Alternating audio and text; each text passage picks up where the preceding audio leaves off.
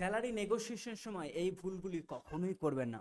বেশিরভাগ মানুষ প্রতি বছর 50,000 থেকে 1 লাখ টাকা জাস্ট হারিয়ে যান শুধুমাত্র যখন বেতনের সাথে নেগোসিয়েশন করা হয় এই ভুলগুলো করার জন্য।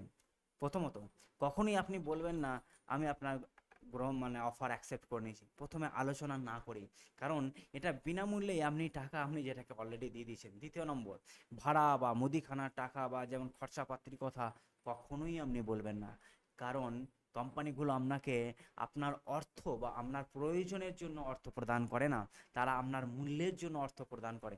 তৃতীয় নম্বর, কখনো আপনি আপনার সহকর্মীদের সাথে নিজেকে তুলনা করবেন না, কারণ এটি আপনাকে নিরাপদ দেখায় না, এটা আপনাকে অনিরাপদ দেখায়।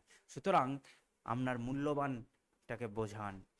চতুর্থ নম্বর, আপনি কখনোই এভাবে শুরু করবেন না যে আমি জানি বাজেট টাইট রয়েছে, এটা আপনার বিরুদ্ধেই আপনি নিজেকে আলোচনা করছেন। এবং 5 নম্বর, শান্ত থাকুন, আত্মবিশ্বাস রাখুন এবং আপনার দক্ষতার জন্য আপনি মূল্য চান, কারণ এর জন্য অন্য কেউ লড়াই করবে না, আপনাকেই লড়াই করতে হবে। আর আপনি যদি চান 30 দিনের মধ্যে আপনার আয় আপনি দ্বিগুণ করতে চান, তাহলে অবশ্যই চ্যানেলটিকে এখনই সাবস্ক্রাইব